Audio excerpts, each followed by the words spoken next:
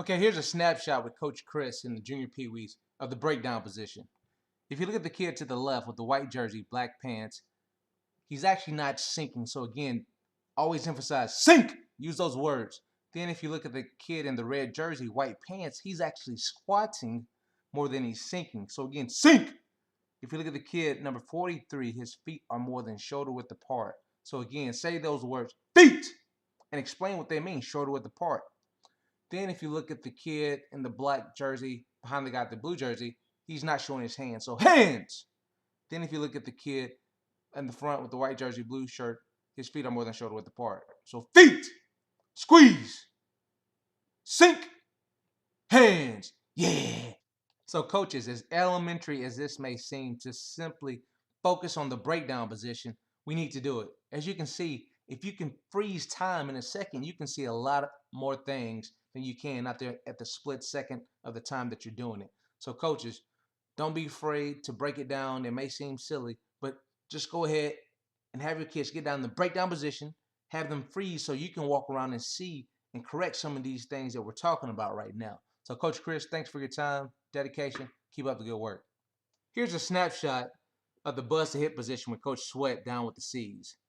Here we have Coach Sweat doing a great job of combining the four components of the tackling circuit into one. However, he does not use a dummy in between the players or the defender's feet as he's pursuing the ball. So he doesn't have that wider base. He doesn't build that muscle memory to break down and get that broad base to help him not to miss a tackle as he's lunging to tackle the player, and he's leaning with his head as well. When you actually use that dummy or something where there's cones or dummy or whatever in between that player's feet, you force that player to sink his hips, broaden his base, increase his chances of making a secure tackle there. So again, coaches, if you can potentially use cones as an option when you don't have enough dummies to have that defender pursue and go in between his feet as he's doing that buzz to hit. Again, here's another example of a kid with a narrow base. Again, a dummy or cones or something in there will kind of help him broaden his base, get those choppy feet, and get in position to make a secure tackle. Having cones or dummy or something to represent a dummy there will create a start and end point for the buzz to take place. And make sure that they continue to pursue the ball carrier as they're doing this and not just buzz stationary there, because we want to actually practice on them pursuing a runner and breaking down and buzzing. Okay?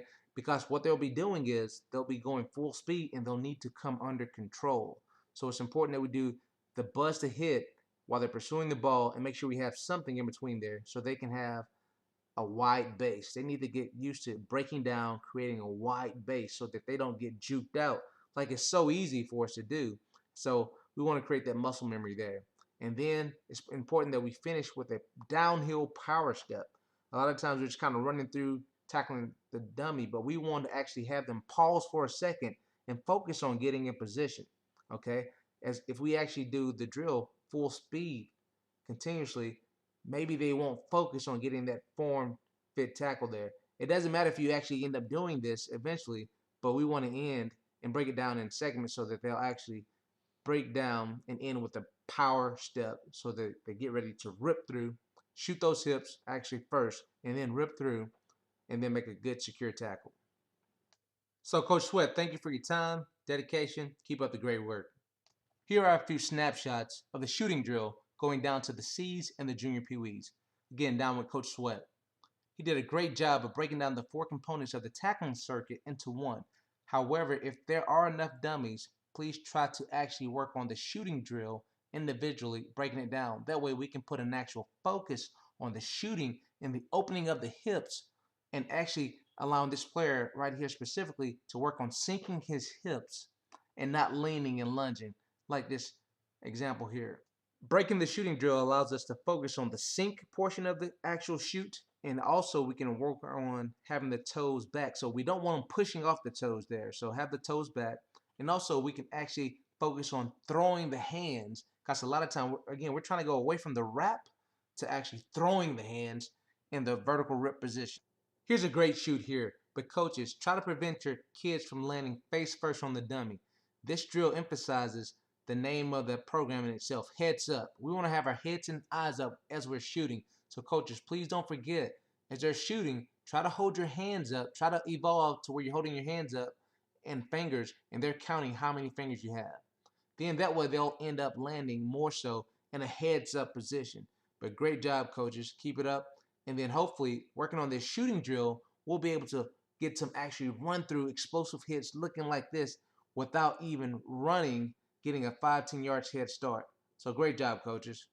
Here are a few snapshots of the rip position down with the junior peewees and the Bs. At the junior peewees, they did a great job of allowing those kids to have fun when we say double uppercut and punch the dummies. But however, we do want to keep the focus on actually squeezing that dummy and allowing them to take the dummies from our hands and actually take it for about 2 to 3 yards to simulate running through an actual tackle instead of just meeting the runner at the point of contact and stop. So when we say rip, we want to squeeze and we actually want to run through, kind of like the Bees do here. If you actually see the Bees, they actually allow the player to actually squeeze that dummy there and run through and actually simulate an actual run through tackle. Again, all coaches, thank you for sharing your practice space and let me just take snapshots of what you're doing on a daily basis. And again, I'm not going to try to come in and do anything. I'm just trying to share and expose how we're improving on becoming a better heads up tackling program. Here's a bonus drill with Triple B coach Aaron Kinney.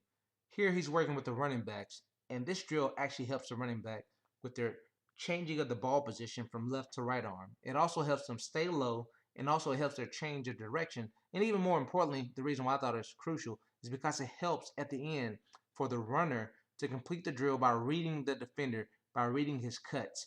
He doesn't want to run into the defender. He wants to run away from the defender by reading the appropriate cut. So here's a drill, and I hope to share these continuously. Thanks for your time. See you on the field.